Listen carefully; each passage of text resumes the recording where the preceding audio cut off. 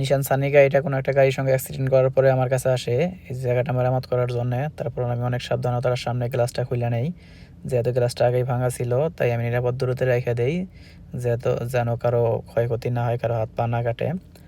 তারপর আমি এই পুরো জায়গাটা সুন্দর করে একটা মাপ নেই ডিজিটাল মেশিনের মাধ্যমে, যেন মাপে ভুল না হয়। তারপর আমি সেম এই মাপে আরেকটা টিন কাটি, আরেকটা প্লেন সিট কাটার পরে তো আমি সেম এইভাবে ভাঁজ দিয়ে বানাই দিই।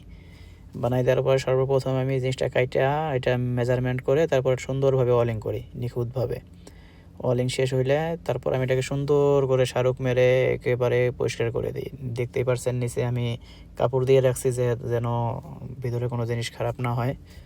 তারপর যখন এটা ডেন্টিংয়ের কাজ হয়ে যায় তখন আমি মাজনে পাঠাই দিই। সুন্দর করে মাজন করার পরে নিখুঁতভাবে পেন্ট করা হইতেছে ফোড়নের ভিতরে, ফোড়নে আটকে তারপর দেখেন গ্লাসটা তারপর আমি লাগাই দিছি।